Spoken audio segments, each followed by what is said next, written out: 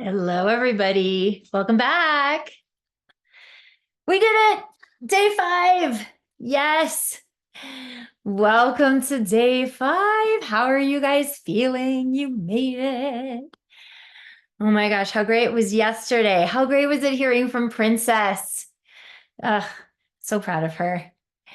Who played with their energy exploration cards last night? Which one did you get? If you played with it, type in the chat. Tell me which one you chose. It's really interesting, like when you choose one. For example, I choose courage over comfort. How you sing with that energy, and then another one might be I get to be perfectly imperfect. How you sing when that's the energy. It's super interesting to experiment and bring curiosity to that. Oh, that's awesome. Ninja got I give myself permission to fail. Yes. Christina, I choose courage over comfort. Yep. So good, so good. If you guys haven't played with those yet, do it this weekend. I give you guys this stuff, like not for my health, okay? This works, but don't leave it in the room, right? You know what I mean by that, right? Don't leave it in the room. Like take this stuff and do it and play with it on your own time. Okay, so who did their meditation? Who is 5 for 5 in their meditations? Tell me in the chat. I want to celebrate you. Who is 5 for 5 in their meditations? Jessica, way to go. Maida, awesome. 5 for 5. John, well done. Who is 4 for 5? Finn, well done. Christina, well done for 5 for 5. Who's 4 for 5? Put 4 for 5 in the chat if you're 4 for 5. Ninja, 5 for 5, way to go. Yeah. Guys, it's super important that you celebrate what you're doing that's working, okay? Because we're all so very good at looking what we haven't done, what isn't right, what we don't have yet, right? If you did it 3 for 5, celebrate yourself. That's better than 0 for 5. And if you're 0 for 5, do a little awareness. What's my resistance to it? Or maybe I don't have resistance, but I'm just letting life get in the way, right? Being accountable to the change you want to see. Like I said at the beginning, the singers who are getting the best results with this method are showing up coachable, committed, resourceful, and accountable. So if you're over 5, you can look at that. Don't have to make wrong, make bad. Don't have to poop all over yourself. Just make a different choice tomorrow, because if you want a different result, you got to do something differently. Okay. So we have a lot to get to today. A reminder of our housekeeping: save your questions, train first, then we'll answer questions. Reminder, this is the safe space. So for those who are singing and those who are sharing, it is imperative that they feel safe being vulnerable and brave. So we have 0 tolerance for meanness, criticism, judgment in the chat. If you want to raise your hand to sing, make sure your original sound is turned to on. And I will be announcing the scholarship today. Oh my goodness, you guys, so many of you put in, and you are all, every single one of you, so fantastic. Thank you for the time and effort. And it just was really nice for me to get to know like all of you who put in. I feel like I know a lot of you so much better now. This is the last scheduled day of our workshop, but I'm offering 2 bonus days this weekend in the spirit of over delivering to be able to get to more of your questions. So tomorrow and Sunday, both at this same time, 1 p.m. Pacific, 4 p.m. Eastern. Tomorrow is going to be Ask Me Anything Day. So you can bring me a technique question. You can bring me a question about the intensive program. You can bring me a mindset question. Tomorrow is Ask Me Anything. And we will be putting up a post in the Facebook group later today for if you have a question, put it in there. Also, if you can't be here, but you have a question, like if you can't be here tomorrow, but you do have a question, you can put it in the Facebook group and I'll get to it and you can watch the replay. So tomorrow is Ask Me Anything. And our bonus day that I'm going to do on Sunday, again, same time, 1 Pacific, 4 Eastern, is a topic that I find really important, which is the biggest hurdle that I recognize singers have, talented singers have, and how to get over it. I don't think I'd be doing my job if I didn't really address that. So that is on Sunday. So come join me for the last 2 bonus days this weekend and finish this workshop strong, guys. All right, all right. Let's get to work, shall we? Okay. So today I want to give you my secret weapon for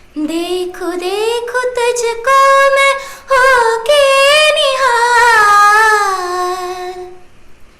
देखूं देखूं तुझको मैं होके निहाल, झूलो कोरा मोरा काछ सतन नैन भर क्या रहनिहाल, मोहे रंग दो लाल नंद के लाल, लाल छेड़ो नाई बस रंग दो लाल, मोहे रंग दो लाल. All right. Oh my God. I wish that my daughter were here right now. So she's 11 and she loves Bollywood. Oh Loves. yeah. She, her favorite song, I don't even know what the movie is from, but the song is Chalacha, Honey. Oh yes, yes. It's quite an old song. Lecha lecha, Soniye lecha lecha. Yeah. She loves that, but she would flip if she were here right now because she loves Bollywood. Okay. All right. So I'm curious. I'm going to take you through a little question and answer around, and it's great that this is from a movie. If you're doing a song, guys, from a musical, from a movie where there is a story around it, if you've seen the movie or if you know the play, obviously you have something to go on.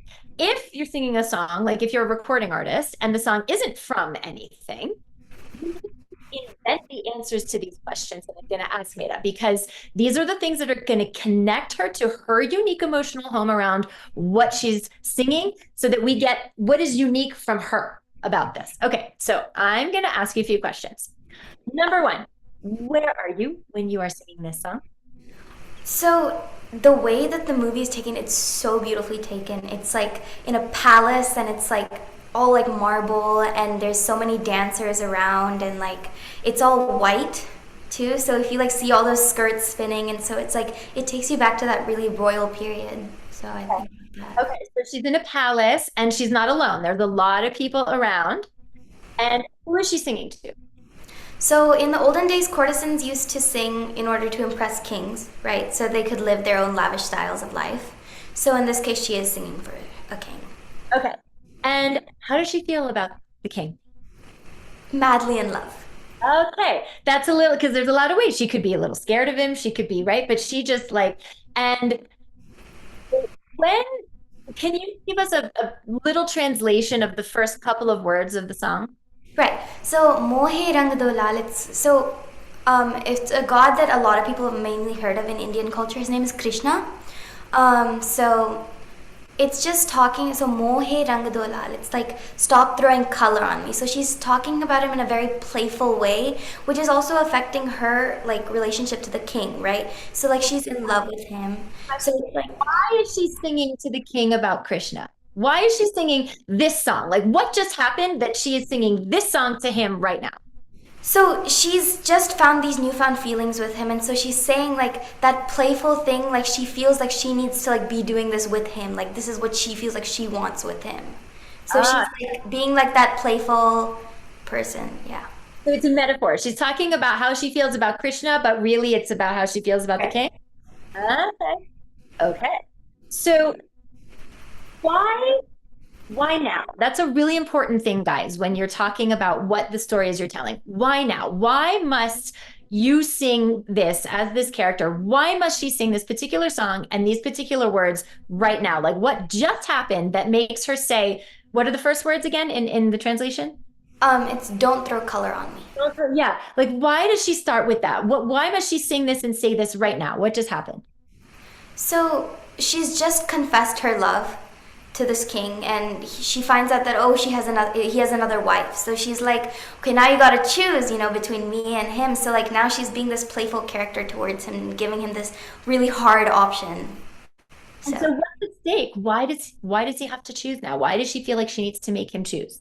Because, I mean, he, on one hand, has this big queen as his wife, and he's living in this, like, luxurious thing, and if he decides to one day go with her, he's gonna, like, leave all that life behind, and, it's them.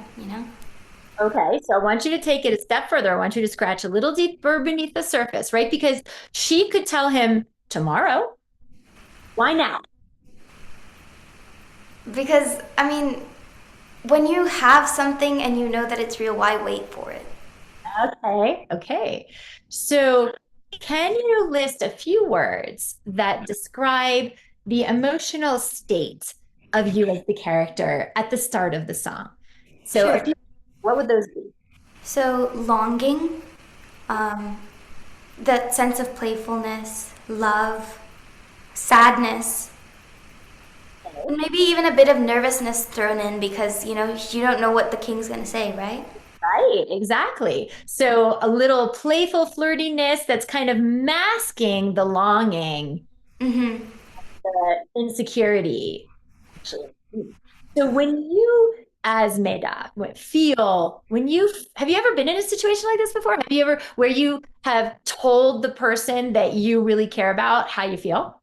No, I'm 15, so You're so young. Okay, I love it. So, okay. But see, this is really important because a lot of us will sing songs that never experience the actual story of in this music, right? But if you guys can identify the underlying emotional state, then you can recall a situation that you were in where you felt the same underlying emotional state, even though the circumstances were different. So, have you ever felt that underlying like sense of longing or insecurity, but that you have masked with silliness and flirtiness? Like, have you ever been in that situation where you've had to mask how you feel so you do it with kind of humor and jest? I don't actually think so. Okay. Have you ever been in a situation where there's something that you really, really, really want and it's just there, but it's not in your grasp yet? I think so. Yeah. Are you comfortable sharing it briefly? Yeah, sure. I mean, it's not like romantic interest or anything, but like At all. recently the person who sang this song came for a concert in Austin. And I was in the front row and I was like holding my little board and like I'm so close to getting an option to sing with her and like she pointed me out, she's like, "Yeah, I'm gonna call you on stage." And then she forgot about it. Like totally forgot about it. And I was just like, I was almost there. And then Okay. So you know what was that feeling like for you? What was that emotional home, that emotional state for you in I that moment? guess like when I was recognized and when it was like I'm going to be able to do that, like the excitement and everything was just like building up. But then like when you get to the end of the concert, nothing's happened. You just like it kind of just like you just like get that hit of like emotions, I guess.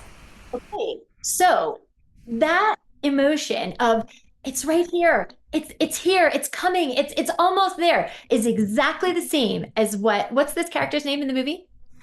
Mastani. Masani. That's exactly the same as what Masani is feeling. So you don't have to have been in a situation with having to tell a lover that you love them, but you feel the exact same emotions as what it was like where, oh my God, am I going to get up to go on stage? It's like, oh my God, is he going to choose me? Please choose me, just like you were. Please choose Right. me. Okay. So when you get to play with this in a minute, okay, I want you to create a subtext for yourself where even though, so I'm going to give you an example, like the example that always comes to mind for me here is Guys and Dolls. There's a song from Guys and Dolls, If I Were a Bell. And she's on the date of her life and she feels like just the best in the world, but the whole song is metaphor about how fun it feels to be in love. And she sings, if I were a duck, I'd quack. If I were a bell, I'd go ding dong, ding dong, ding, right? And if somebody's never been in love, then they've never felt that, but they have felt that feeling of overwhelming just happiness and excitement because something they've always wanted is here. So if I had never been in love before, but I had to sing If I Were a Bell, I might think about the first time that I got cast in a major lead role in a show, and oh my God, it's here. So instead of me singing, if I were a bell, I'd go ding dong, ding dong, ding, and trying to connect to some love that I've never felt before, but I can connect to that feeling of when I got the call that I got that lead role. And it's the same sense of it's here. When I say if I were a bell, I'd go ding dong ding, what I'm thinking about is what happened when I got that phone call and how I felt. So Hmm. creating that subtext. So I want you to do the song and let's just do like the first, verse or something like that. Sure. And I want you to play with your own personal subtext. Okay. Even though you're the character who's in this, very royal surroundings, in your mind, I want you to be in that concert. I want you to sit there. I want this, and I'm scared, but I'm happy, but I'm scared. And is it going to be me? You know what I mean? Okay. Okay, let's try it again. मोहे रंग दो. I want to do it again. And here's why. Because I want you to take that magic minute before you sing, set up the movie in your mind, but it's not the Bollywood movie. It's see that one.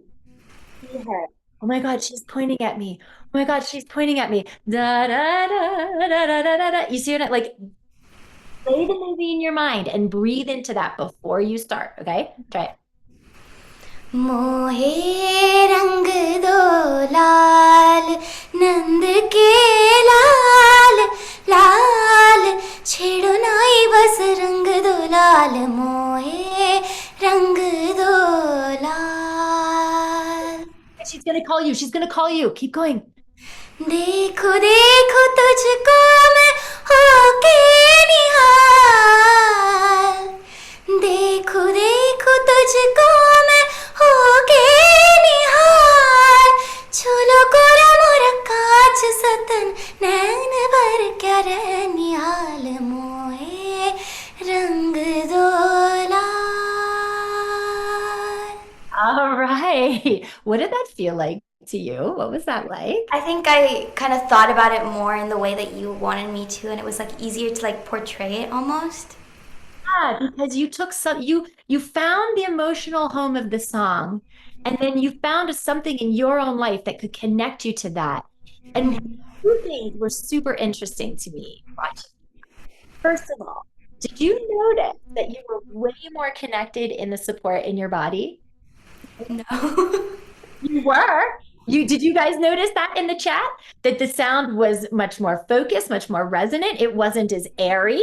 It was way more connected. It was made way more present. It was lower in your body because those emotions of feeling and excitement, they live lower in your body. So it just immediately put you lower. The first time you sang from a technique perspective, and if we were working on a different thing, I would want to get in there and get my hands in your breast support a little bit because it was a little bit from here up and it was a lot of air.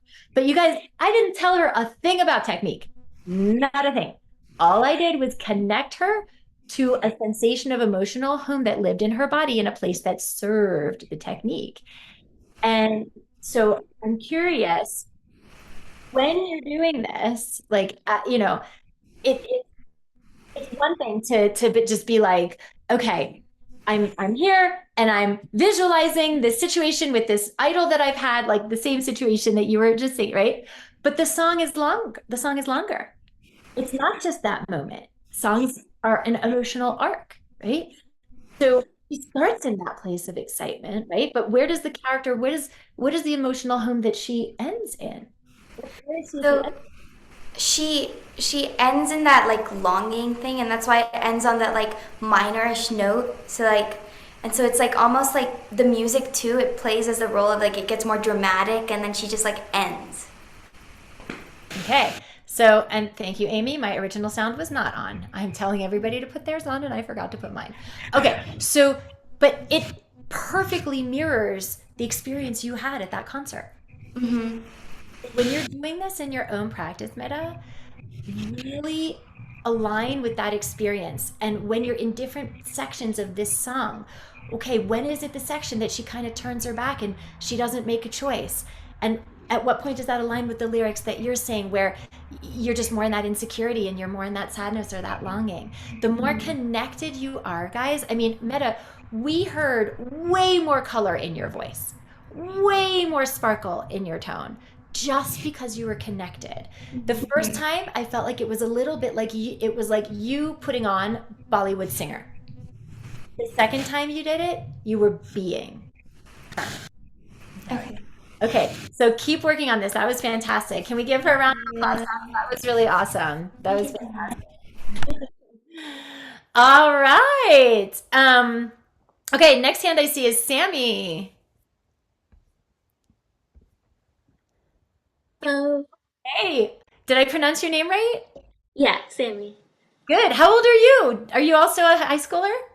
No, I'm 24. Oh my God, you have like the most beautiful skin. I was like, is she 15 also? Thank you. Okay, what do you want to play with? um, If I Ain't Got You by Alicia Keys. Okay, good. Go ahead, stand up. Let's do it. Okay, so before we even go through it, who are you talking to? Um, I'd say my husband. Okay. Okay. And what just happened right before this that makes you say the very first words of this song? What's the first few lines? Some people live for the fortune. Some people live for the, keep going. Some Just, people live for the fortune. Some people live for the fame. Some people think uh, that the power. It goes on and on like that. uh-huh. Okay. So this is really, I'm really happy that you're kind of like having trouble finding the words right now. And I'll tell you why. Because we get really attached to the words in the rhythm of the song. I guarantee if you were singing it, you would forget it at all because I the wouldn't words, know. yeah, the words are attached to the rhythm and the melody, right? But when we want to connect to our own emotional home, to our own uh, connection to the song, being able to talk it as a monologue and being able to see that there are actually whole sentences here that the composer, in this case the songwriter, has broken up. Some people live for the fortune. Some people live for the fame. Some people, but that's actually what some people live for the fortune. Some people live for the fame. Some people do this and that and this and that, but I da da da da da. It's like through thought, right? So we want to make sure that we're like connecting to the through thought. So I would encourage you to print out the lyrics and just read it. Like just read it as though it were a poem or as though it were prose, because I guarantee you'll see things in it in terms of the context and the meaning that weren't as obvious when we're thinking about just the phrasing, which tends to be in smaller chunks. So that's just something that you can play with. Okay, should we do it? Let's do it. I'm nervous. Okay, wait. So um, what's the story your mind is telling you right now that's making you nervous? right now, it's just people are gonna hear me. Uh-huh. Okay. And you get to be scared and you get to do it anyway. Because you guys, we miss 100% of the shots that we don't take, right? So, will you be more scared about missing the opportunity or more scared about what people will think if you take the opportunity? What would be worse? Missing the opportunity. Right, which is exactly why I know you raised your hand. So, can you celebrate yourself about being scared and raising your hand anyway? Okay, good. All right. So, I'm going to give you permission to suck. Okay, Sammy? I'm giving you full permission to make a bad sound and to literally suck. Can you just give yourself that permission right now that no matter what sound comes out, either way you win? Because either you're going to do it great and you're going to feel good, or you're going to crash and burn, and then I'm going to coach you on it, and you're going to get some great tools that are going to, you know, turn the needle, right? So I'm either way, gonna learn something. exactly. So either way you win. All right, let's do it. Some people live for the fortune. Some people live just for the fame. Some people live for the power, yeah.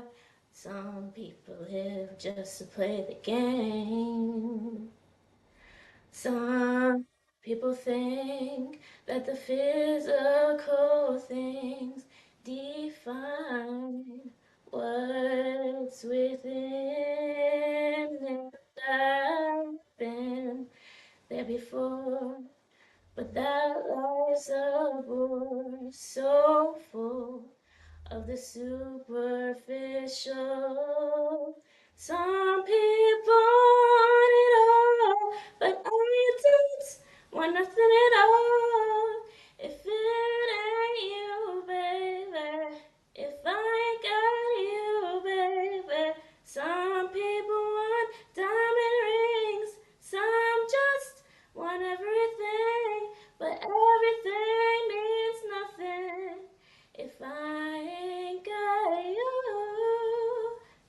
All right. You did it. And you didn't melt into a puddle, right? Okay, good. So there are, I love this song. And what's interesting is if you're talking to this about your husband, like you said, who I'm talking to my husband.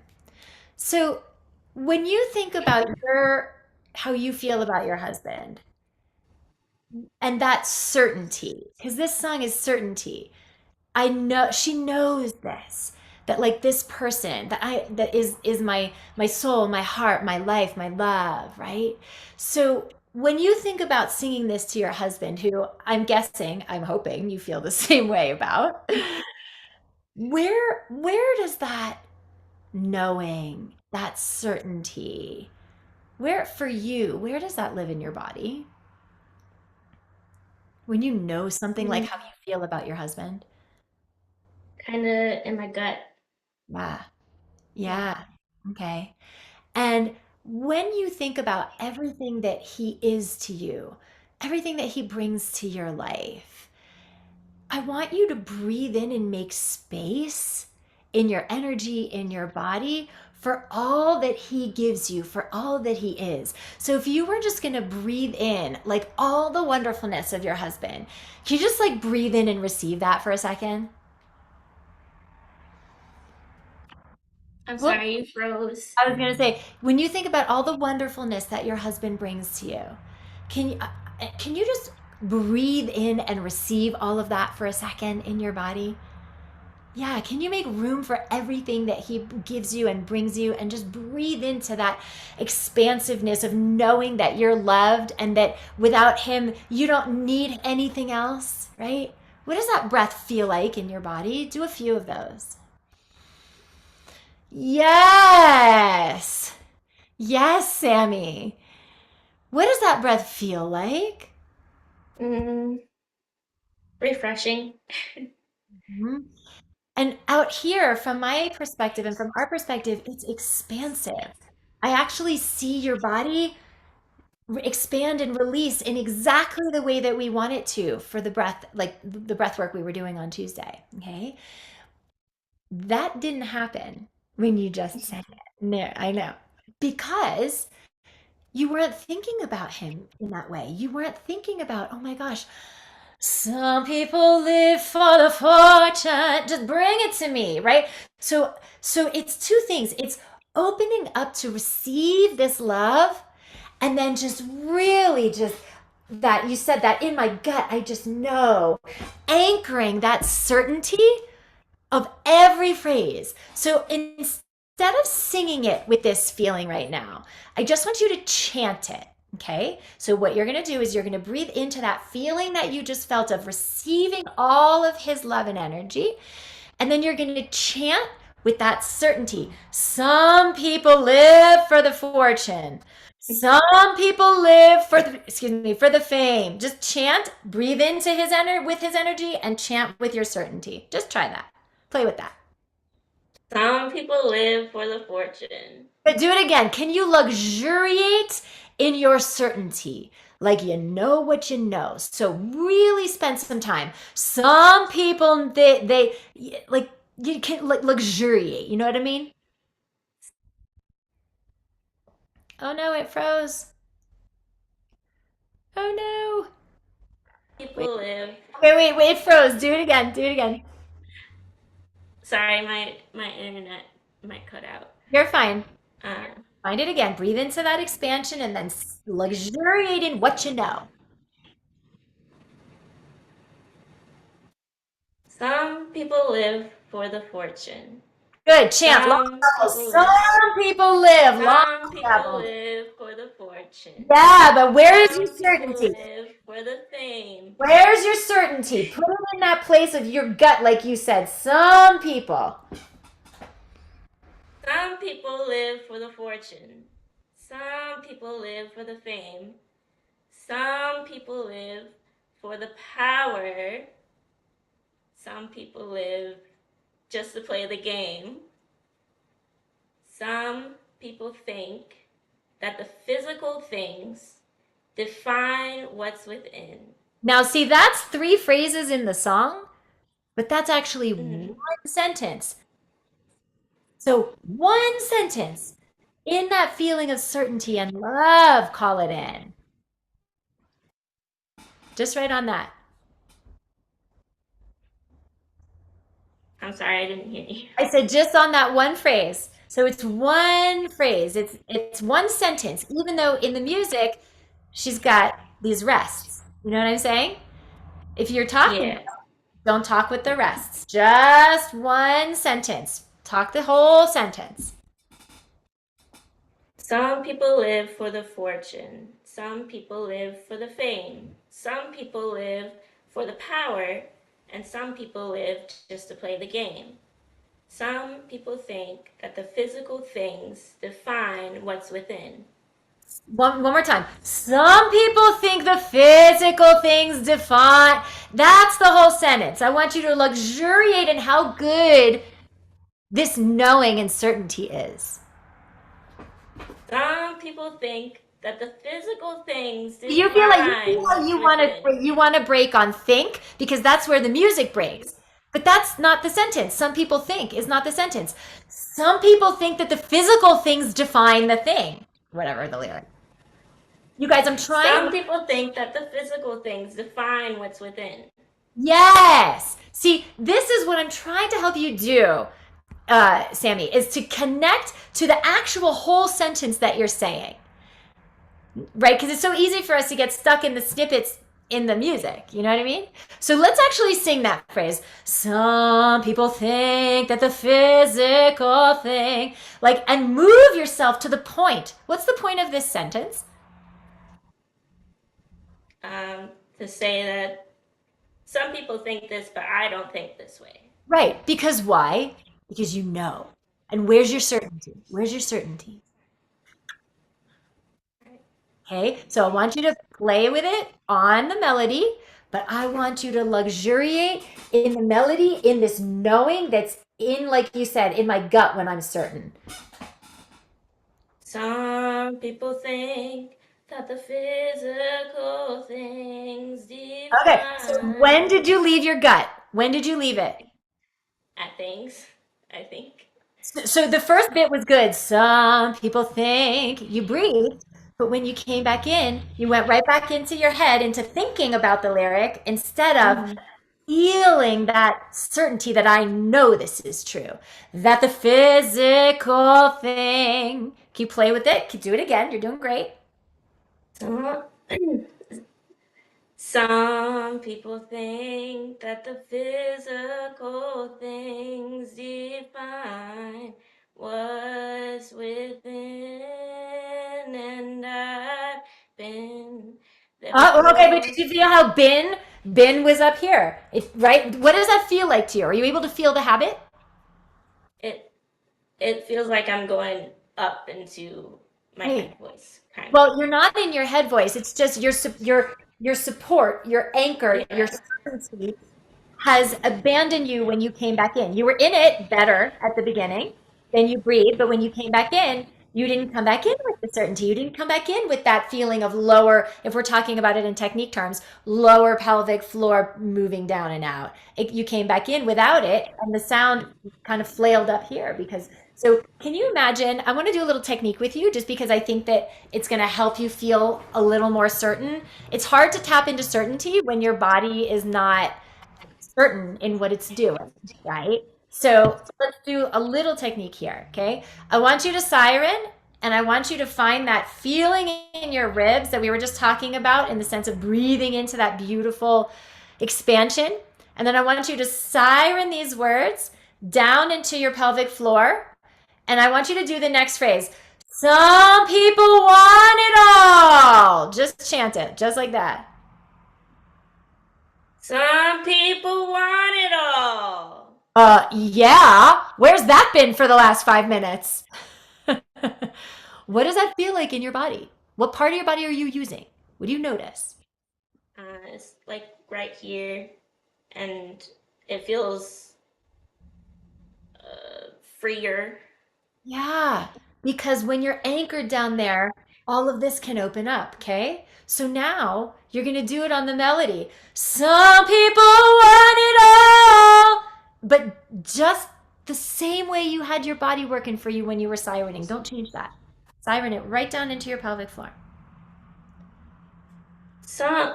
But so you started to sing before you engaged, right? So chant it again. Some people want it all. Chant it. Some people want it all. This is no different. Some people, you're just chanting down into your pelvic floor. Try. Some people want it all. Better. Now move through. Don't worry about making it sound pretty. Just go. Try it. Some people want it all. Okay, hold on. You're close. You're close. Siren for me. People! And open your space. People! People. Okay, so you guys, her hand is telling me what she's doing. And her support is not starting at the beginning of the word. How do I know? Because your hand is here on P, which means you haven't started supporting. Your hand doesn't move until pull, which tells me that you're not lowering until pull, but that's too late. People! Oh, look at that. Now it didn't crack. This is the same. Some, it starts on some. It moves through P and goes through pull. Some people. Do it like a siren. Some people. Yes. That is all you need to do to sing this. Just continue it on want it all. Some people want it all. Siren. That is all you have to do to sing this, Sammy. That's it, okay? Just siren it on the melody. Try it. I want it all, but I don't. No, but see, we went, it didn't go down. But I just. Try it. But I don't. Okay, that's okay. It's okay. You would need to go in a head voice, and that's another conversation. Okay. But what you're learning is that you can't be on and off and on. You got to commit to it. What did it feel like in your body when you actually committed to it? And you didn't go in and out with each word.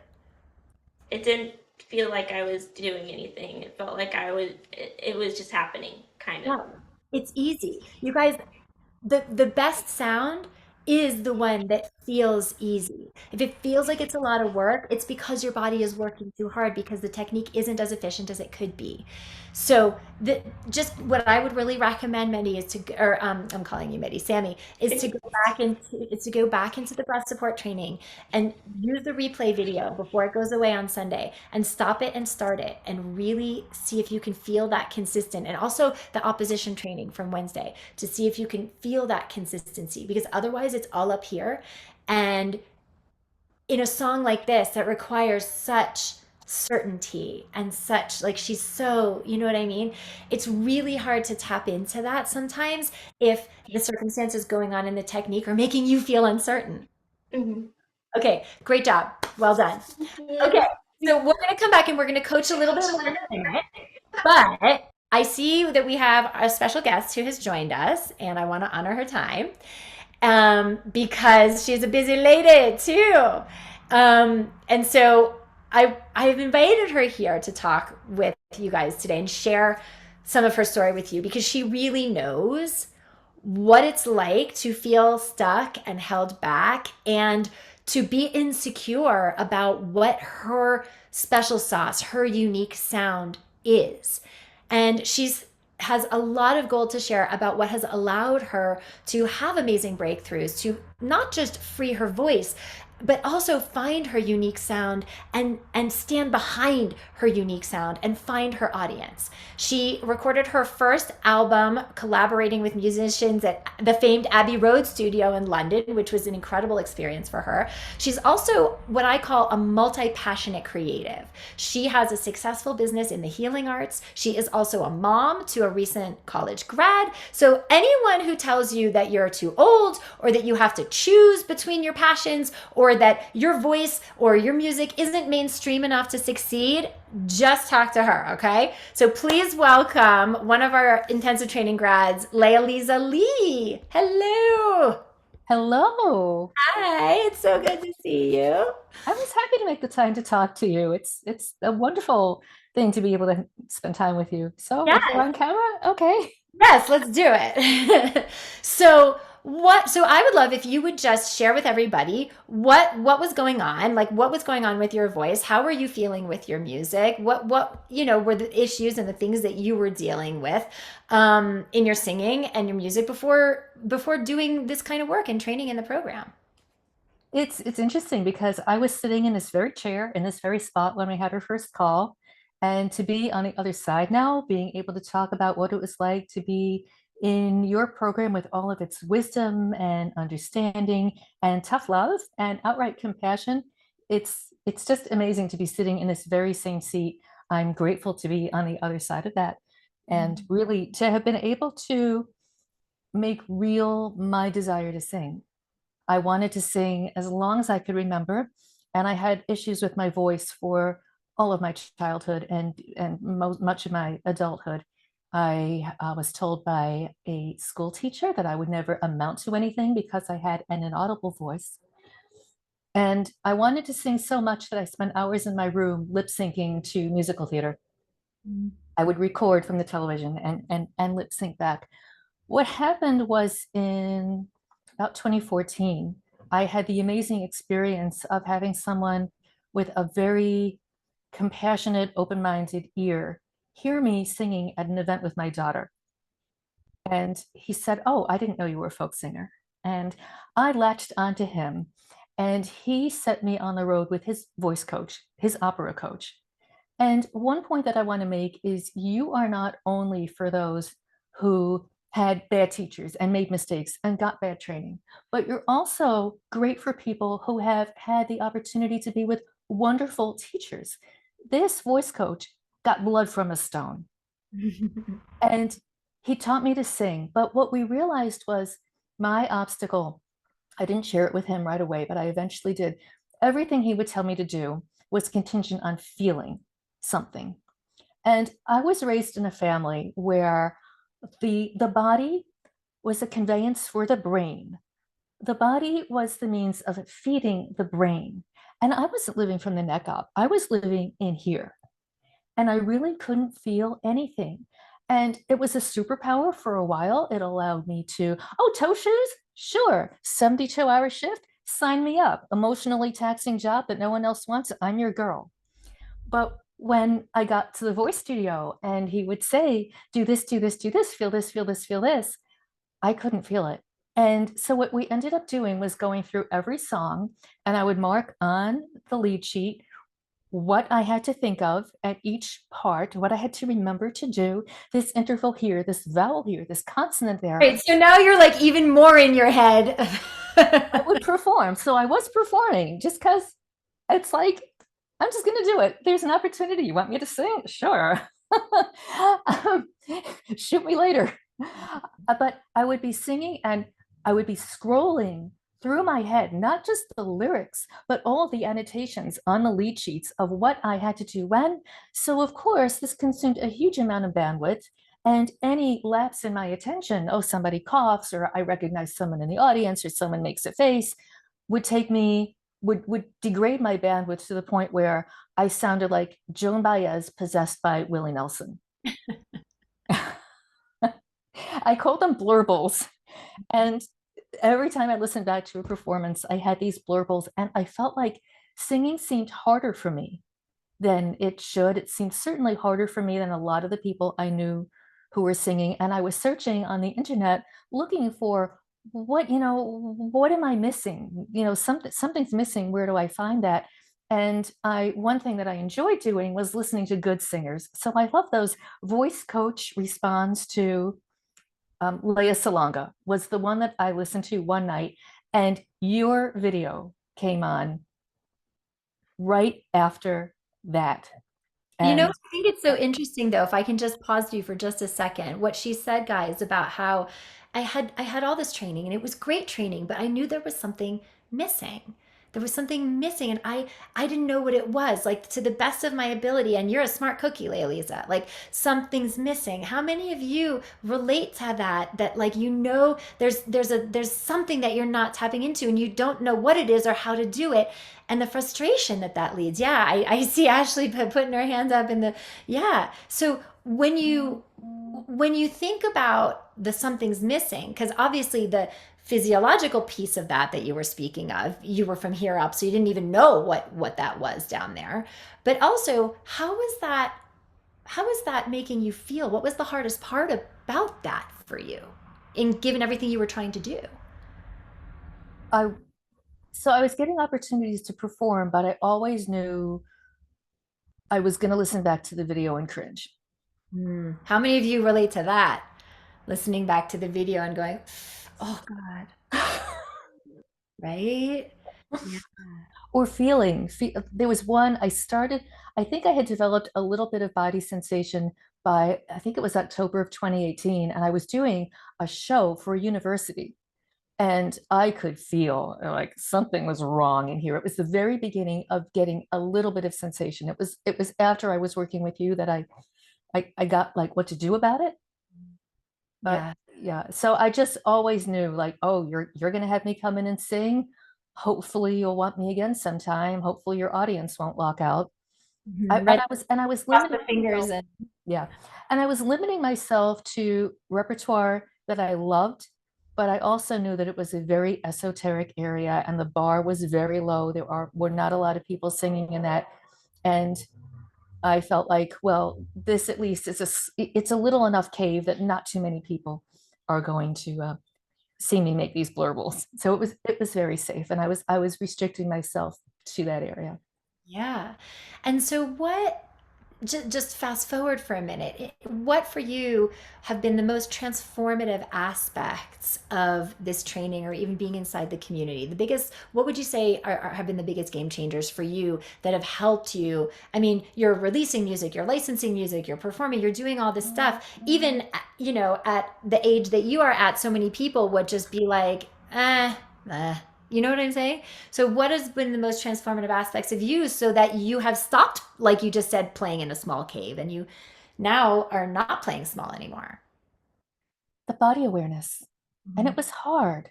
I spent so the intensive at the time I did it was 2 months, and I was in the first week or two, and I was thinking, all these people are singing. All I'm going to do for 2 months is work on my support because I couldn't feel my support. And I knew this was okay. So that was maybe week two. And week three, I had gone from all I'm going to do for 2 months is work on my support to I get 2 months to work on my support. Yay. So I think I saw that whereas my other teacher was giving me workarounds for the body awareness, we were getting into the body awareness. And I think together we came to this resolution that I was going to develop body awareness and I was going to do a lot of work and a lot of tricks. I remember I couldn't feel my abdomen, but I could feel my hand open. So when I wanted to feel expansion, I was singing like this. You may not remember that. When I wanted to feel that I wasn't reaching up to the high notes, I just did that because I could feel just my body straight. And that was how I started with these like mudras almost. And the body awareness came really slowly, but it came. And one of the biggest things that helped me make those transitions was the group setting. So I was inside my brain trying to get inside my whole body, and you were telling me all of these things, but it was in the group where the transition really happened because it was a way where I could sort of empathically go through what other people were being coached on and feel through them, like latch onto their energy like an energy vampire.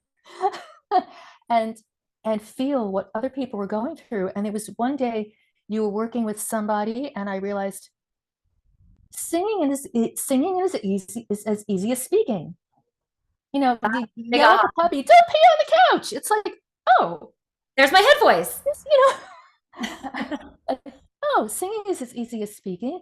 And then I got to another point where you were working with somebody else. And this was a huge one because I used to go to my teacher and he'd give me something and I'd work on it for a week or I'd work on it for months and say, yes, yes, we talked about this and I will practice this and I will have it sometime. And there was one day when you were coaching somebody and I thought, oh, I can do that. I can make that change right now. I can make change in real time. Mm-hmm. So now in a performance, it's not like you never feel something going blurbly. We're human. It's flesh and blood and bones and natural stuff. But I can feel it right away and adjust, and it's fine. I love that. But what's interesting about that is you've learned how not to make meaning out of those things. Mhm. And it's just, oh, this is a new awareness. This is a new experience. Let me explore it. I'm not going to make meaning out of it. I'm just going to be in the experiment.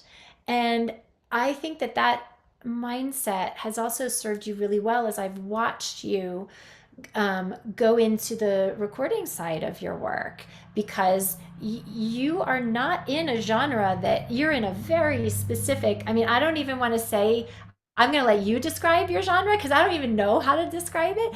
But a genre where, I mean, any of you guys here who are in the workshop right now feel like the music you make is like really specific and you get really insecure, like who would want to listen to this? Like who would connect to this? Do any of you feel that way? Like you so connect to it, but you feel really insecure about like, is there a market for this? Is there an audience for this? Because that's something that can really hold you back. But I feel like your ability to get into your body and be in the experiment has also served you as you put out music in terms of finding your artistic identity, standing behind your artistic identity. I would love for you to speak a little bit to that. I will. I want to comment on the making meaning issue because Definitely. we've all had the experience of having a practice go horribly. You sing the thing you've sung a lot of times, you go to sing it the morning, the morning before you go in and do it, and it's like, ooh, what happened? And I had that happen. I was doing a morning performance. It was a liturgical piece, and I went through it before I left the house, and I had to leave the house. It was like, we're not going to mince words here. It was not optimal. It was not what I would want to do at the real thing. I thought I got to leave the house. Maybe my vocal cords will, the morning vocal cords will clear while I'm in the car. I still got an hour. I'll do some warm ups, and I did not make meaning of that. And after that, I did the best performance I have ever done of that piece. So that I didn't make meaning to mean, oh, I can't do it this morning. I'm going to screw it up later. It's like, no, don't bother. It's a whole other moment. It's a whole other thing. So that's the thing on making meaning. And the other question that you wanted me to I was just see. speaking to your confidence in moving into this journey with the kind of music that you do that Mhm. is very it's not mainstream. And yet you're doing a lot with it, you know? So It's the mindset you've had to cultivate to do that, you know what I mean? right. It's kind of like fado, and I love it. And I've been writing my own music, which I wasn't doing. I think when I started with you, I had maybe it was a glimmer. It was just starting. So I've only been writing music a couple of years. So I love singing my original songs, but even more, I love these other songs because they're not in English. And we had the Indian music on. It's like, it doesn't matter. Everyone's going to see. It doesn't matter what language, what genre you bring in. Arden's going to like show you what to do.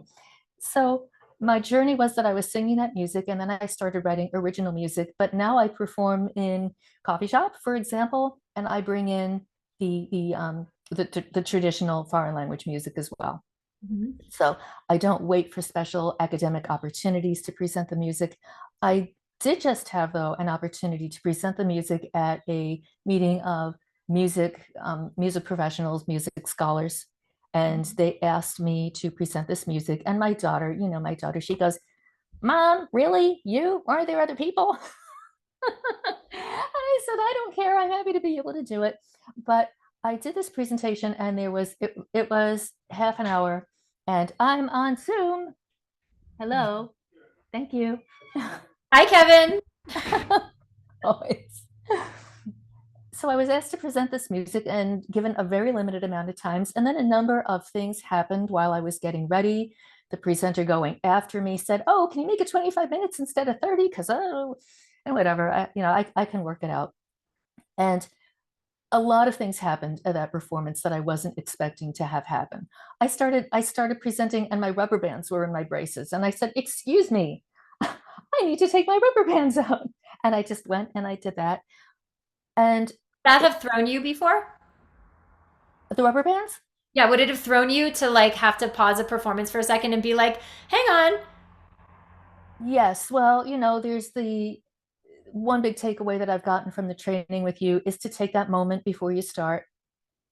It feels like an eternity to you. You feel like you're standing there and everybody's staring at you like, what's wrong with her? Why isn't she singing? Is she having a stroke? And it's really nothing. And I've become increasingly good at doing what I need before a performance, even if it sounds weird.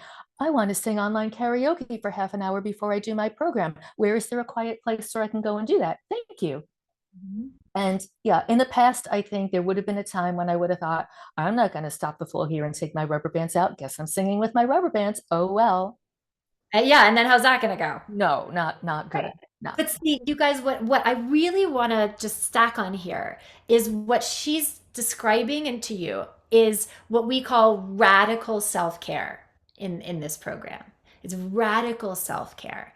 It's that we are so very good as performers at being so focused on what the audience needs, what the director wants, what the conductor, the composer, whatever, the booker, whoever you're playing with, and we give ourselves away piece by piece and we don't notice it until all of a sudden we're standing on that stage and we're people pleasing everyone else and there's nothing left for that performance. And so what she's talking about here is she's learned, I said it to I think I said it to Meta in a few minutes ago. That magic moment is what Laylee's is talking about, which is part of radical self care, which is you show up for yourself first.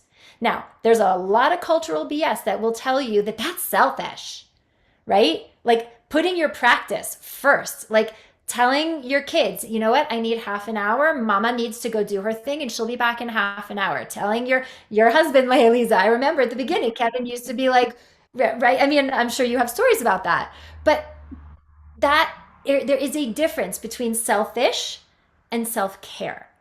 So would you speak to a little bit about how like you and your husband, because you have a full life, you have a full practice with acupuncture, you have a husband, you have a daughter, I mean, you have all these things. So what was your experience like in terms of learning that radical self-care and being in that practice to do the thing that matters to you so that you're the happiest you can be so that everybody else is happy? It was an interesting transformation. So my husband's had a lot going on with his company. He has a job that he loves in a company that's had all sorts of turbulence and challenge, and that's stressful to him. And I would be singing, and he would come in, and he would go, "Singing again."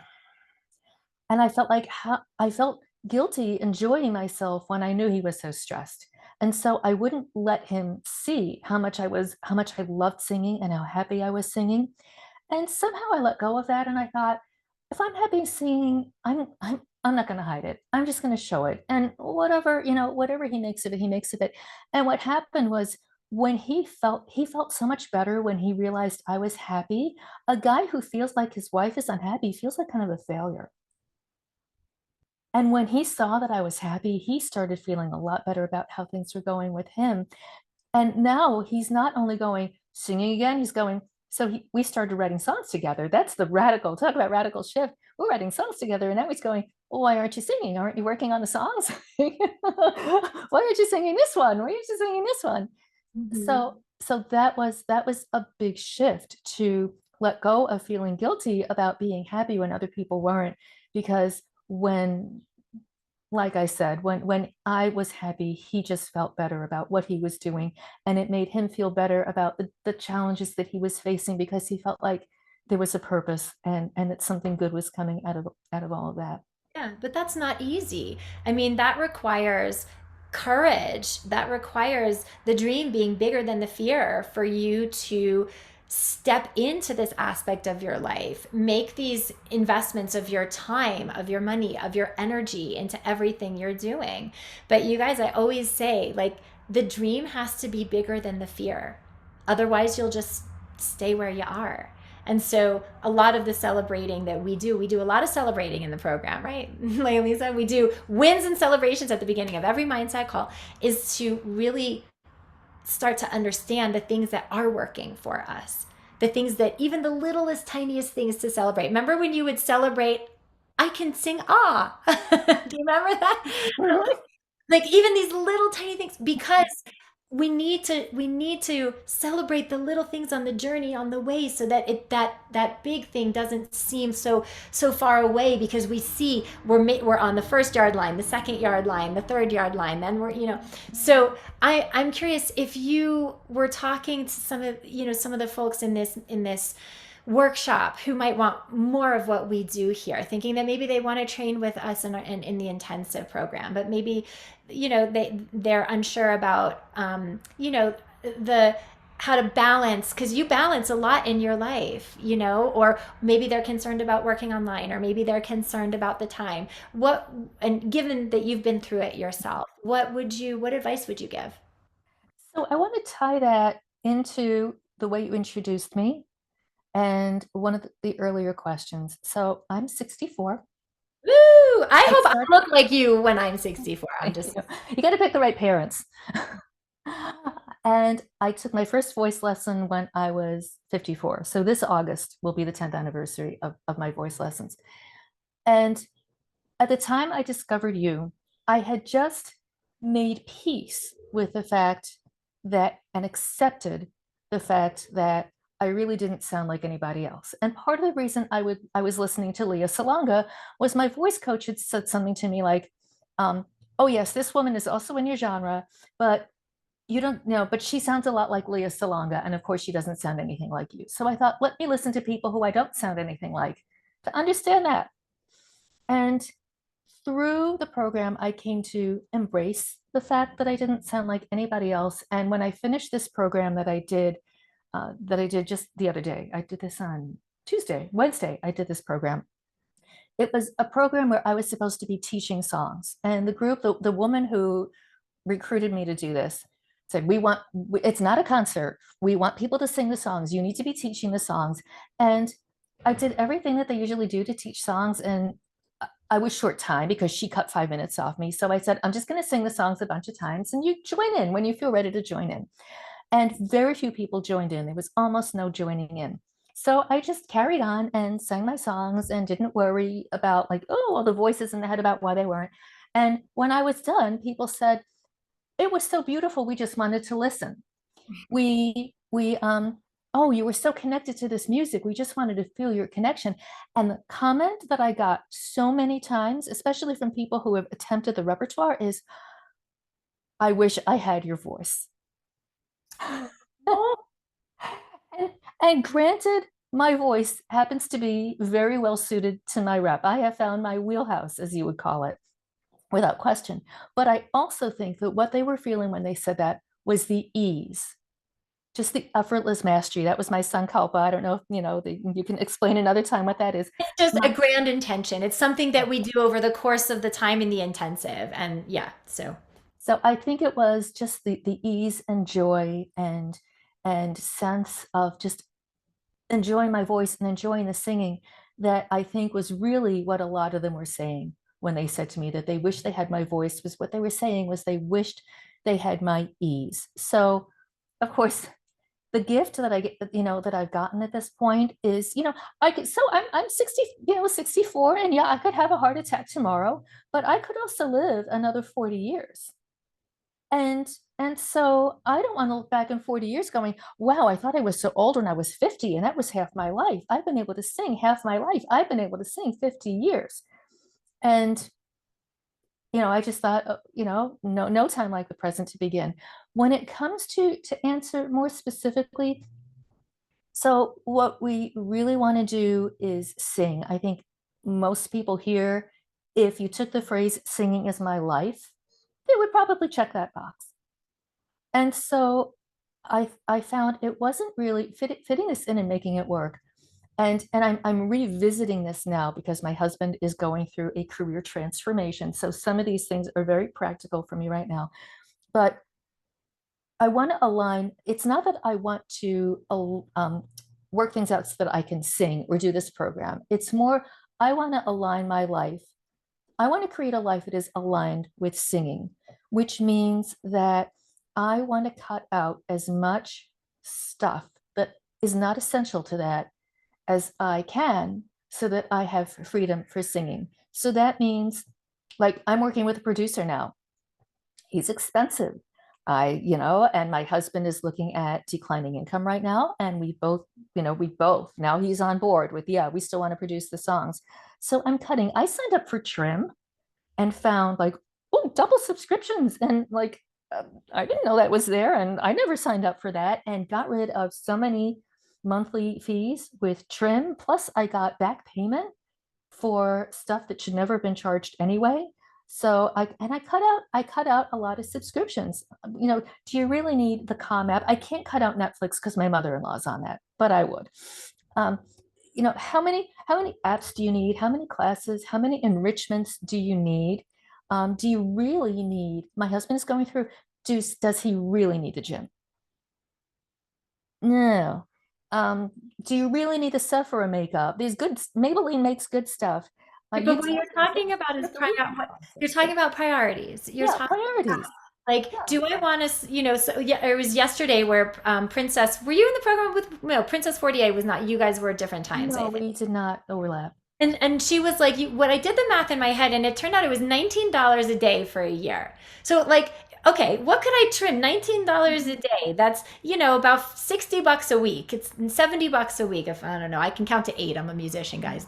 Don't make me do math. But like, and so it's what is important to me? And what you're saying is making this record is important to me. When you were in the program, doing the program is important to me. And I invite you guys to really hear what she's saying, because the reason that she's had such results and she's living the gifts that only 5 years ago were not available to her in the same way is because she's practicing radical self-care. She's being resourceful. She's committed, and she knows what she doesn't know and isn't afraid to go get help and come at this with like a beginner's mindset, right? So is there any last bit that you want to add? I'm so glad that you were able to come here and chat with us today. I think there are two things. One is I haven't heard anybody talk about the relationship with a day job. So I have a day job and I am not giving up my day job because my day job fortifies my music. And when I think that you can feel like you're in a useless grind when you don't have this other piece, when you don't feel like you're doing for everybody else and you're taking care of everybody else and you're making the company great and you're helping all the people. But when you're doing it because you're also helping yourself, it puts another light on the day job and it increases motivation. You increase your bandwidth, you get to a point where I was able to get more creative. I mean, I'm producing with an expensive producer. I said, hey, give me more work in my day job because now I've cleared my bandwidth of other stuff. I'm not working so much on production with my wonderful collaborator, Stefan, because that was hours and hours and hours. Now it's like, I'm going to give this production to this guy, and the hours that I used to work with him, I'm going to work. So I just wanted to throw out that the day job does not have to be a curse, and it can actually be very empowering in terms of helping you reach your goals. There's the cutting that I talked about a lot, but there's also this other piece, and I just wanted to share that. The Really other important, thing, though. I'm really glad that you shared that. I'm really glad that you shared that. Yeah. the other thing that I so admire that I want people to realize about you is Arden will always tell you the truth. Whatever you're working on, Arden will tell you the truth. And it may be difficult and it may be challenging and you may cry. But the truth, I can guarantee you, is never going to be you're too old. You don't have what it takes. Your voice is boring. No one wants to hear what you're doing. That is never the truth. Arden will never tell you that.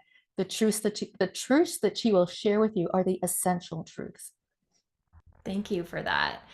Well, because in truth, any teachers who say all that, in my humble opinion, those are just excuses. It's excuses because the teacher doesn't know how to help you activate from point A to point B. So it's just easier for them to say, it's you, it's your voice, it's your age, it's your this. And I've just had too many experiences with you guys, with students, where there's a like an exponential light bulb that goes off and you're able to make the sound. I mean, a lot of you have had that experience here in the workshop this week. And she's right. It doesn't matter how old you are. It doesn't matter. You know, all that matters is, are you showing up? Are you playing full out? Are you giving 110%? Are you willing to empty your cup and be coachable and try things a different way? I mean, that's what I will say about you, Lisa, is that, like, you know, if I said stand on your head and walk backwards, you're doing it without question, because she understands that she doesn't know what she doesn't know. And you guys, I applaud that, because that's what's getting the results, is just be willing to do it a different way. So thank you for being here. I miss seeing your beautiful face in the group every day.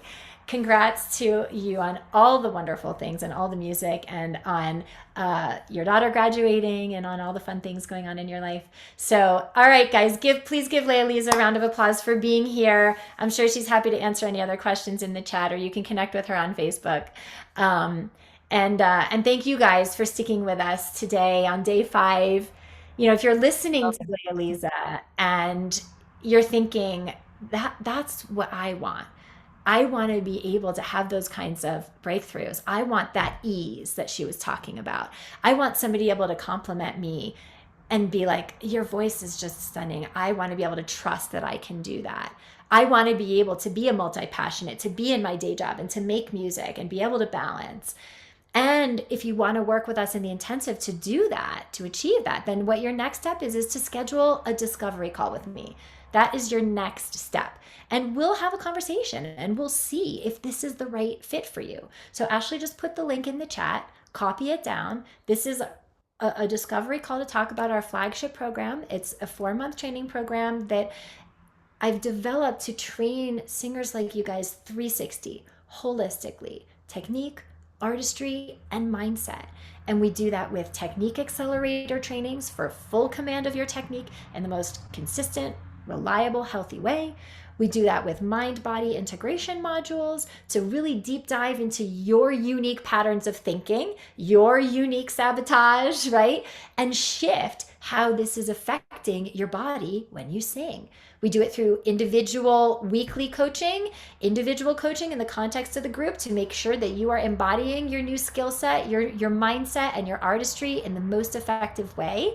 This is not like just here's a bunch of trainings and figure it out on your own. Like, this is me and my team having eyes and ears on you 3 times a week, okay? We do it through weekly group mindset call, which are topic focused, coaching focused, based group mindset calls on supporting the mindset necessary for vocal growth. And we do it through one-on-one accountability mentoring to help you break the boundaries that have been stopping you in the past so that you can actualize the results that you want, and you can do it quickly. Like, guys, this is not stuff that takes 4 years to do. Like, these breakthroughs that you're hearing Princess talk about, that was in 4 months, okay?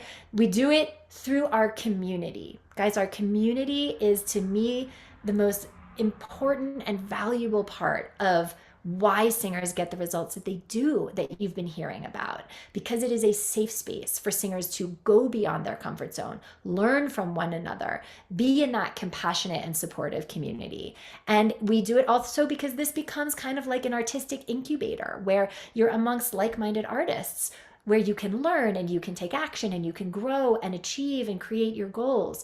You know, it can feel oftentimes like you're an island out there all by yourself, especially if you're a solo artist, especially if you're out there auditioning a lot. You can feel very lonely. And so this community is really important.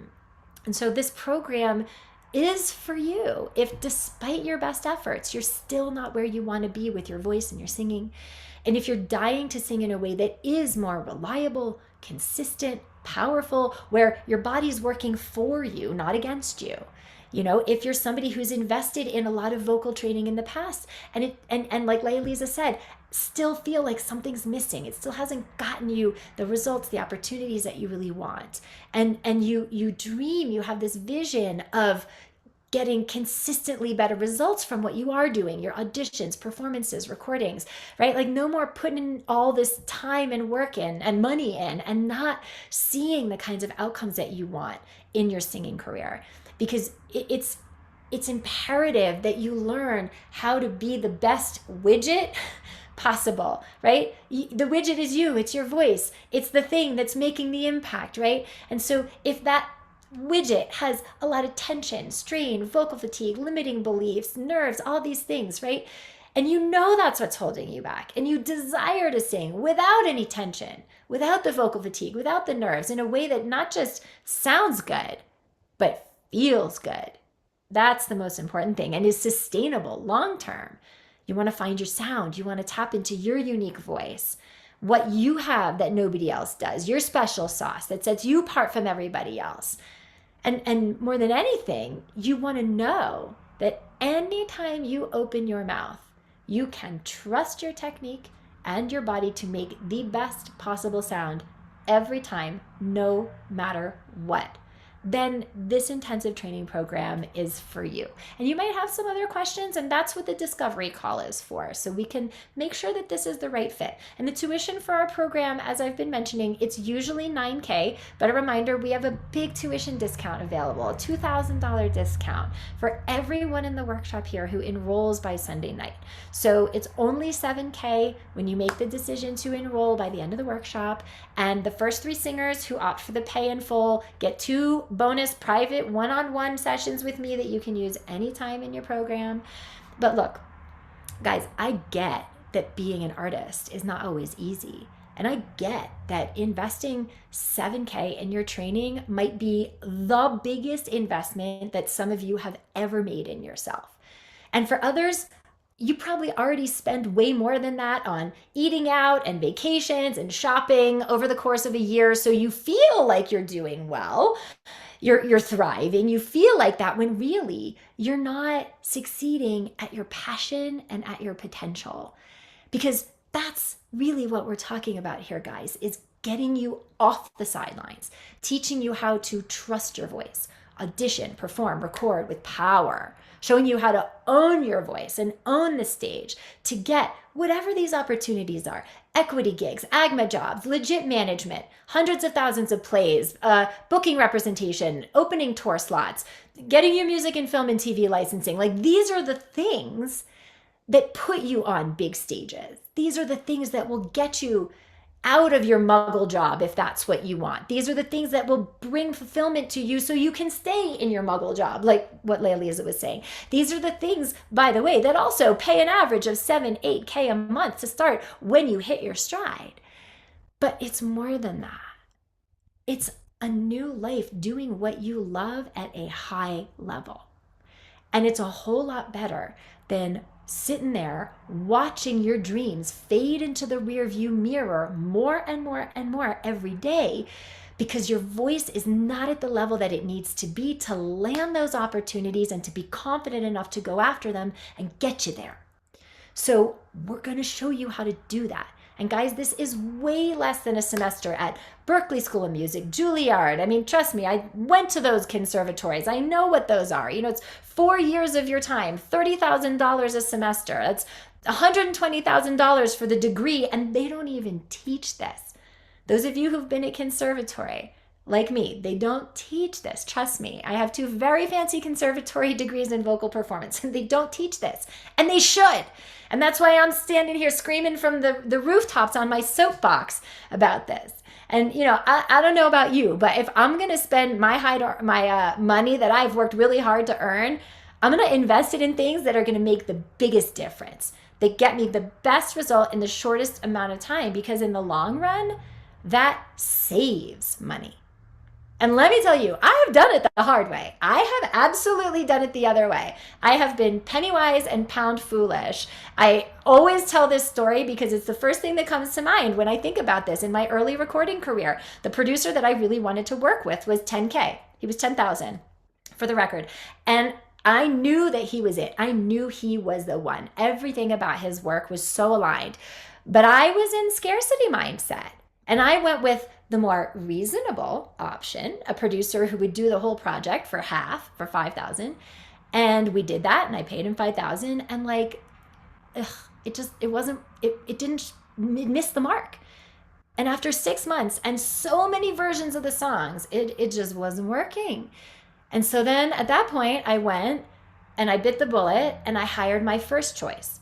Only now I'd spent $15,000 total, way more than if I'd just gotten resourceful to work with the best from the start, instead of being run by my scarcity and my insecurity and my fear. And P.S., I sold 10,000 records working with that great producer. So, I mean, think about it, guys. If you continue to spend money on traditional voice lessons, it feels like less money because your brain is like, oh, $100 a week, or oh, $200 a week. But if you think about it, how long have some of you been with the teachers you're with? 2 years, 3 years? You've spent $9,000 already, but you still don't have the result that you want. And that is costing you way more than the 7K investment for the intensive, because now you've lost 2 years.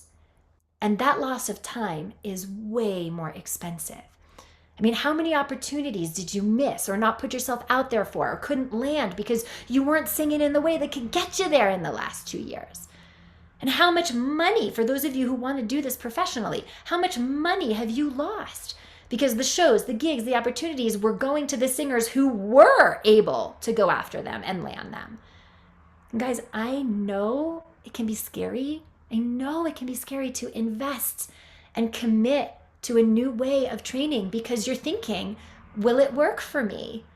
Will I invest and will it work for me? And here's what I can say. I don't know. I don't know if it'll work for you. I know it works because I see the system work. I know that the system works because I see it work every single day for the singers who come into this program. It works for Lisa, it worked for Princess, it worked for Siri, and for Amy, for Andre. I know that it works, but I don't know you. Only you know you. So will it work for you? I don't know. But when you show up coachable, when you play a full out, give 110%, then yeah, it'll work for you too. But only you know if you're going to do that. But you got to think of the consequences of not changing things up.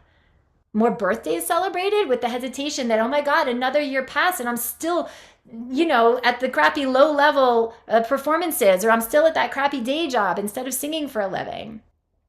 And then like the doubt, guys, the self-doubt of going through yet another audition season or releasing yet another EP to lackluster results. And then that dread of like being asked, hey, how's the music going? You love that one, right? Like you go to Thanksgiving dinner with your family, or you go to a dinner party with your friends you haven't seen. Hey, how's the music going? And that like immediate feeling of like failure when you've got nothing impressive going on the horizon. And then that heartache that happens because you're watching other singers who are at the same level as you get the gigs and wondering, will it ever be my turn? And the clock is still ticking. All those New Year's resolutions vowing this year will be different. This year will be different. I'll finally break through. And I know what you're thinking, guys. Arden, if I had the investment, I'd totally do it. But Arden, you can't get blood from a stone. And I appreciate you. I really do. And there's always a way for the committed. Always. Just ask Amy. Any of you who are like wondering about what it means to be committed and resourceful, ask Amy DeLuca in the chat. If you're sick and tired of struggling, there is always a way for the committed. Get resourceful. Siri did it. Princess did it. Amy did it. There's a million ways to skin the cat. If you are not happy, oh my God, I said the word Siri and then my phone talked to me. Siri Hammond, you must get that all the time. There's a million ways to skin the cat, you guys. is just money. You can always go out and find more money. That is my belief, and I'm inviting you to borrow it. Because if you're in that scarcity mindset, always thinking, oh, the cost, it costs and I cost and da da da da da. You guys, there's a difference between cost and invest. A cup of coffee costs $4. That ain't an investment. You drink that coffee, you never see it again. You pee it out into the toilet. Invest is money that comes back to you over and over again. So get resourceful. We've had singers do GoFundMe, a GoFundMe page, a crowdsource funding, right? A Kickstarter page. We've had singers go look in the closet, look in the attic, in the garage. What do you have? Gifts people gave you, old jewelry, old appliances, things you can sell on Craigslist or eBay. And a singer who was divorced, and she really, I mean, she's so talented. She was a Broadway singer, and her career was going nowhere, and she was divorced, and she was like, oh my God, my old engagement ring. Sitting in her jewelry box, collecting dust. Sold the engagement ring, came in, did the program. She just did a tour. She just did her first equity tour last year. Okay. Like, there's always a way. There are 0% interest credit cards that you can get. No interest on all new purchases for the first 18 months or the first 20 months. I know that NerdWallet has all of that you can look into. You can do personal financing, personal loans through SoFi or through Upstart. Like, I'm going to put some links into the chat for you guys, because I'm like all about helping you get resourceful. Because if you guys know that you need a change and you feel like it's aligned for us to help you, then I will help you figure it out. So like here, NerdWallet and then SoFi. These are two options you can look into. There's, talk to your family, talk to people who love you, people who have said, I will invest in you, who might be willing to loan you. Some are part of the tuition. We have our flexible payment options, okay? So Ash, will you put the link in the chat for the intensive information page? All the information about the intensive is on this page, including the payment options, and you can just take care of your enrollment right there if you want to. Or if you're on the fence, right, and you have some lingering questions, just book a call with me and we'll decide together if this is the best thing for you to reach your specific goals. Okay, as you know, I'm offering a huge scholarship, $5,000 scholarship. So the program with the scholarship is just $2,000. And oh my goodness, you guys were all so deserving. Every single one of you who applied, I want to just applaud you, and I want you to know that I watched every single of your videos, that I see you, and I literally couldn't decide. This happened to me last time. I literally couldn't decide. And honestly, I didn't want to decide. So what I've done is I have put your names in a hat. Here's the hat. There's like all these names in the hat, okay?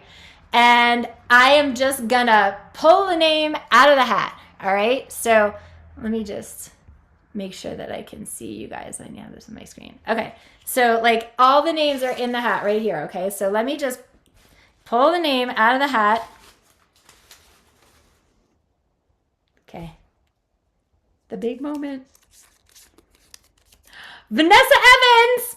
Vanessa Evans, are you here? Is Vanessa here? Go ahead and unmute. Where's Vanessa? Is Vanessa here? I'm here. Yeah. Hey. Hey. Oh my God. Wow. Okay. Sorry, I'm a little in shock. Wow. Crazy. Okay, so my assistant Ashley is going to just DM you privately here to make sure we have all your correct information, and then I will reach out to you and we'll get on a call and we'll figure out when you want to start. Listen, you guys, if you applied and I didn't pull your name, okay, your next step is just to get on my calendar for a call. Get on my calendar. I want to speak to each of you, and any of you who know that this intensive training program is speaking to you, but you do have some lingering questions, whether it's on alternative ways to parse out the tuition, timing, other questions, make sure the program is right for you, then your next step is to book that discovery call so we can chat. And together we'll get clarity on if it's right for you. So, all right, I'm happy to coach for another half hour. I think, Ashley, when is my next, I think 4:15, 4 o'clock? Let me just make sure I know. 4:30. Okay, so I'm happy to coach for another half hour. So we'll go back to the energy work and story work that we were doing in the, sorry, I'm going back to making my screen so I can see you guys. in the earlier part of the call. And who do I have here? Okay, Ashley Eifler is up. Where are you, Ashley? Hey. Can you hear me? Can you hear me?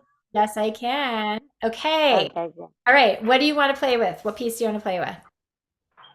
I'm thinking about Dina Carter's Strawberry Wine. Okay. Great. Cause like I'm not real. This is like my first time ever. Even some of the words we're using, I don't even know what they mean. But I've never done like opera or anything. But I've like done like modern day. But yeah, if I could sing Strawberry Wine by Dina Carter. But I can't see your face. Okay, let me look at this word. Okay. So let's do. Yes, I can. So let's do like a verse and a chorus. Okay. Okay. So, okay, let me turn down the back music. I'm a little hot right now. Okay. He was working through college on my grandpa's farm. I was thirsting for knowledge, and he had a car. Yeah, I was caught somewhere between a woman and a child. One restless summer, we found love growing wild. On the banks of the river, on a well-beaten path. It's funny how those memories they last, like strawberry wine. 17, the hot July noon, saw everything. My first taste of love. Well, break it up. Okay. Pause. Time out. Okay. So did you notice how the song went along and the emotion got bigger and the melody and the song also started to get bigger and the pitch started to get higher? What happened to your energy? What did you notice? I started thinking about what it was going to sound like coming out of my mouth. Okay, and as you started getting into your head, then what started to happen in your body? Did you notice? My voice started breaking, and instead of having that whole contact feeling, I started feeling like distracted, like drawn out this way instead of out this way. Right, because as you guys, as Ashley got up into her head, now all of the insecurity that created caused her to push and overdo. And so as the song got bigger, as the pitches got higher, you just were like blammo, you know what I mean? Yeah. And that's why you started to crack and it started to not feel good. But I want to celebrate you for the fact that you noticed that you had gone up here. That you noted. Okay, so when you notice that and you're practicing, pause. Don't keep going. Recenter, come back to your body. Okay, so can we do that last section? Because all the energy was just focused on pushing the sound out. And I want you to redirect the energy of the sound. And I want you to invite the sound to you. I want you to drink the sound in. Okay, so can you redirect your energy? What is the song about for you, by the way? But when I was my first crush and losing, is it really him or the loss of my innocence?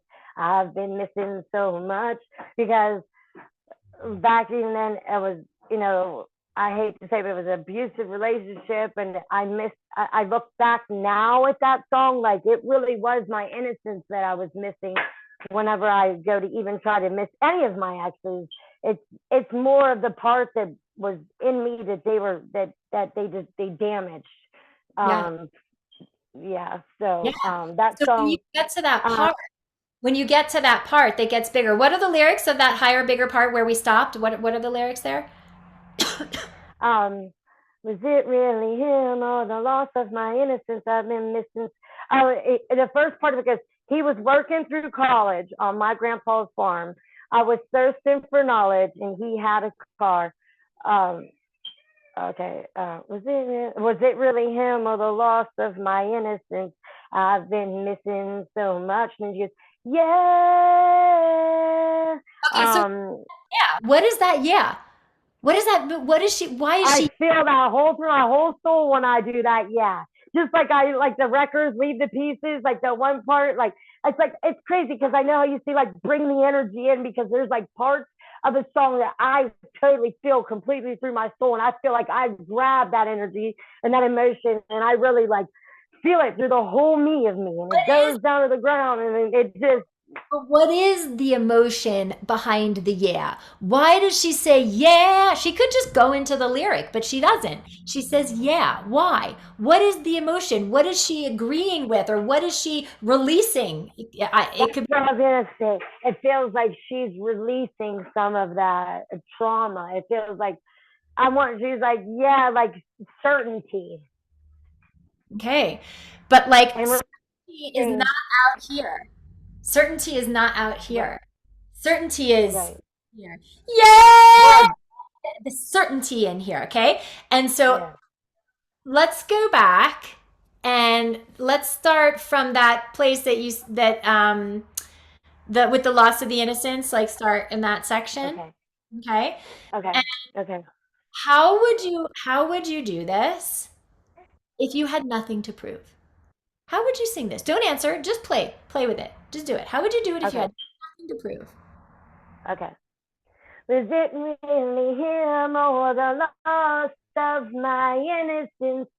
I've been missing so much. Yeah. Okay, hold on. What direction did your body go on the yeah? Yeah. It kind of went out. Well, when you watch the recording back, you're going to see that your body went like this. Up, Okay. up and back. And that's giving away the energy instead of taking the energy and putting it down into your core, into that certainty, into the floor. Like I want you, you know Kind how of like you said, pushing the poop. well, that would be a technical way to think about it, but I really want you to think of the energy of it instead, which is like, can you, instead of needing to kind of push that yeah out into space, I actually want you to claim that yeah and own that yeah. So can you take your hand and I want you to go, yeah! Yeah. Okay. Yeah. Yeah. Okay. Yeah, but it's not just for you to bring this. It's not for you to, like, I don't want you to collapse here. It's just for you to direct yourself into ownership, into certainty that what you want is here. It's already within you, Ashley. It's not something you have to seek. This, yeah, it's seeking and it pulls you up and it gives the audience a sense of like, what is she reaching for? As opposed to everything you need is already within you. So call it in. Okay, so whenever I breathe to do that, where do I start? Like, if I could use how you say you like to use like hand gestures, if I would like say I'm literally like, because my mind, I have ADHD and stuff. Like, where could I grab from, like in as in breath sense, like, and then Here's what I'm going to tell you, which is that the very first thing you can do is not view this as anything that you need to grab at all. Because if you feel like there's something you need to grab or grasp, then you will. And the breath that you just took in demonstrating that was very grabby. Okay? Yeah. Your body knows how to breathe. What you can focus on, Ashley, is the idea that the breath is a release. Release your belly, release your body, release your torso, release the ribs, release your throat. Like, do an experiment. I want you to, yes. Did you feel what that was? That was like, it was just a release. It was like you hit the valve and everything just opens and the air comes in, and it's not something you have to draw in. Don't suck it in, right? So I want you to do this experiment. I want you to blow all your breath out and then it's like, get rid of it. Do the exact opposite thing I tell you to do when you're singing, like wring it out, squeeze it all out. And then when your brain is screaming at you, Ashley, breathe. All I want you to do is release your body. Don't worry about bringing air in. Just release your belly, release your ribs, release your throat, release your neck. So it's going to be like, so give it out, and then just let your body open. Yep, blow out the air. Get rid of it, blow it out, blow it out, blow it out, squeeze it out until there's nothing left. Go, go, go, go until there's nothing left, until you really have to breathe. And then all I want you to do is open your mouth, open your body, open your ribs, open your throat. Whenever you're ready. Ah, but there was one part of your body that didn't want to open, that didn't want to release. Are you present to what it was? My chest. Well, so there were two things going on. First is there was a part of your body that didn't want to release. And then your chest got activated because of that. So when you Okay. go to watch the recording back, you'll notice that the part of the body that didn't want to release was up here. So this let go and this let go, but then we went, okay, and like it didn't, right? So hit the release valve, let it go. Let your throat open. So that's an exhale. Inhale into that place. Now you're over breathing because the tightness that you feel in your chest that you were telling me about before, it's because you're going too far. So you're releasing and you're getting air, and then you keep going. And now you're all up here, okay? So you don't need that much. That's over breathing. So blow the air out, get rid of it, and then just release your body and just let air come in, and it doesn't need to go any further than your armpits. But see, this will go. Notice how this doesn't want to open. Yeah. Like if I do the smile. Yeah, but not Breathing, with yeah. your shoulders, not with your shoulders. Oh, I felt that. Okay. Yeah. Okay. So this is what I want you to do, okay? I want you to, it's a life breath, Ashley. It's a life. Okay. This, believe it or not, this is how you breathe all day, every day without realizing it. You guys, you don't go walking down the street every day going, Right. pass out, okay? So if you wouldn't breathe that way in your day, why would you do it here? But see, it's all these limiting beliefs that convince us that, oh, I'm singing now. I got to do it different. It's something different. It's got to sound immaculate. It's got to be perfect. Yeah, no, it's already perfect, Ashley. Your body is the most perfect mechanism for bringing in air and for making sound. You were built that way. Mother Nature created you that way. You don't have to do anything. All you guys, you can see, and Ashley, I'm mirroring back to you. It's that feeling that, oh, it couldn't possibly be perfect. I'm not enough. I couldn't possibly, so I have to do something to make it perfect. Right. So, control. And me my skin trying to control it. My mind getting in the way of I feel like my body is trying to get in the way of, and I don't know if it's that not mind and body connection. Your body is responding to that need to control and that need to be perfect that the inner critic and ego mind has set up. And so just a normal life breath isn't enough in that scenario, because the monkey mind, the ego mind, has convinced you that it's not enough, that it has to be more and different and perfect and better and whatever. Yeah. And your body responds to that, and you overdo, and you go, but now what? You got all this tension here, and then now when you're in the song, you know what that creates, because you know you can't get up to those notes because of all this tension that's been created. Okay? Right. So I'm going to invite you to go beyond the comfort zone and allow your body to be enough. Allow yourself to be enough. Your body knows how to breathe. Allow a life breath to come into your body, and then connect to one of the phrases in the melody. Okay. Is it really him or the loss of my innocence? I've been missing so much. Like that. What did that feel like to you? Felt better, more relaxed. It felt more natural. Right. You guys, if it feels like you're working hard and you're overdoing, then you are. You're working hard and you're overdoing. And what this feeling of ease, the body is starting to get on board with the fact that it doesn't have to overdo, and that when you just let the body show up for you in that way, And the technique that you understand will much more easily. Okay, good. Well done. All Thank right. you. Thank Yeah, you. God you're so, bless you. Thank you. I appreciate you. I just want to say that. oh, you're Thank so you.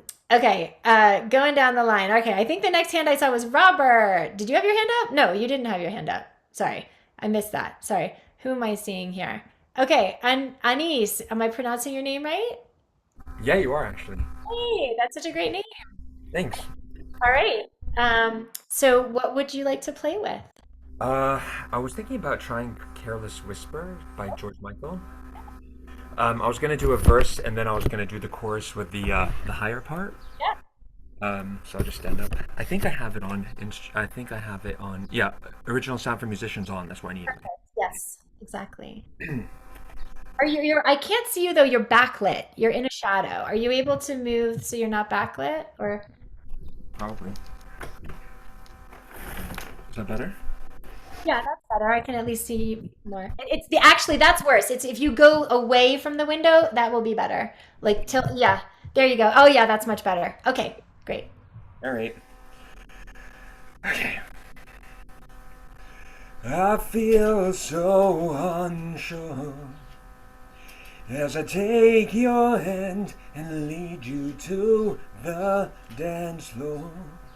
As the music dies, something in your eyes calls to mind a silver screen and all its sad goodbyes. I'm never gonna dance again. Guilty feet have got no rhythm, though it's easy to pretend. I know you're not a fool. Should have known better than to cheat a friend and waste a chance that I've been given. So I'm never gonna dance again the way I dance with you. All right, thank you. So this is super interesting, and also, Anise, it's textbook, which is that you had better support of the higher, harder part than you did of the lower, easier part. Because brain goes, oh, it's lower, it's easier. I don't need to do this. And in all fairness, you can get away with less support in lower, but it still doesn't sound as good. The thing is, the higher part is not going to come out unless you support it. So you did, right? But I still think that you have I still think you're using half the amount of lean that you could be in both sections though. So let's go back to the verse for a second. And do you know it well enough to do it a cappella? Yeah. Okay. So, and do you know the words enough that you don't need the phone? From the yeah, I think so. Yeah, I think so. So put down the phone. And if you end up just la-di-dying, honestly, I don't care because the support's going to show up the same no matter what. Okay, so I'll do the same one. Yeah, so Never meant. hold on. I want to give you the direction Sure. of doing the verse with the same amount of lower lean and integrity of support that you did the higher part with. Can we start there? Time can never mend. Okay, so automatically it's better, and I still think that it can be even more resonant. Okay, so can you time can never end. I want you to do the thing that I was telling her the other day. I want you to think more tone, less air. Do that experiment. Think more tone, less air. Time can never mend. Much better. What did that feel like in your body? Good. Like really good. You notice that you were using your body differently when you thought more tone, less air. Yeah. Yeah, I wasn't breathing as much. Well, you weren't pushing as much air out. Yeah, and you guys, this is just such a trap for so many singers that we think that in order to get the sound out, we have to push the air out. And that the longer the phrase or the higher the phrase, the more air we need to push. And what you just did was the opposite. More tone, less air put you much more in your support. You don't need a lot of air to sing. In fact, it's just the opposite. You don't want to give your air away. I want you to think that you want to keep the air. Can you visualize, like, the centrifugal force, like of a top or something? Can you visualize that instead of the air moving out of your body on each phrase, that it's cycling within your torso, like a top, like centrifugal force? Can you play with that? Coming out. It's not coming out. I don't want you to visualize it coming out at all. Your job is not to get it out. Your job is to keep it. Can you play with that idea and see what happens? Go ahead. I can. Oh no, I wanted you to do it on the I should have been specific. I wanted you to do it on the phrase. I'm sorry. I should have said that. Time can never mend Better. careless whispers of a good friend to the heart and mind. Ignorance is kind. There's no comfort in the truth. Pain is all you'll find. Wow. Where was that a minute ago? Oh, you sure? Yeah. That was like night and day. Okay, now I want you to do it again, and you're still going to do the thing where you think about it's more tone, less air cycling within you instead of pushing it out, okay? And when you when you have a phrase, I want you to visualize that each phrase, no matter how many words is in it, or no matter how many notes is in it, is one feeling of cycle. Right now it's much better than it was, but I'm still getting a little bit of an interruption of that cycle with each word. Yes. Okay? So the longer a note you have, the more I want you to find that momentum of that centrifugal force. You know what I'm saying? Pain is a haunted down. I don't know the words. I think I'm in the wrong key, but you get it. You get it. Okay? Try it. Time will never. Wait. Do it again. Did you feel what your body did? Mind your ribs. Find your ribs and relax your other arm. Relax your shoulders. Yep, relax your shoulders there. Now, do the phrase, and I want you to pay attention to what you feel under your hand. Time can never mend. What do you feel? What do you feel your ribs did on that? Standing. Yeah, but they don't expand though. They do expand as you move through, but they don't start that way. You kick them in. You kick them in to start, and we almost get THIME. Time. And we get this flood of air out, okay? And so that is not the centrifugal. That's the flood. So immediately into whoom. So put your hand back here. Find your breath into your hand. Find that expansion. And then put that ta right into your hand. Relax your shoulders. Time. Again. Time. Time. Good. Time will never end. One send into your hand. Time will never end. Can you describe that feeling of making sound and phonating with that? It expands as I'm like I feel like I can control the air, and as I control the air, my ribs move like. That is apoggio. You're literally leaning out. Yeah, that's exactly what it feels like. It feels like my rib is leaning against my arm. Yes. Okay. I want you to start that feeling before the T of time. Okay. This is the idea, guys, of engage before you phonate. If not, he started to phonate and then his body goes, oh shit, and then you kick it and then we get that H, ha, ta. Okay? So get into that lean feeling just before the T, just a second before the T. Time can never end. Oh my God, it's so different. It's so different.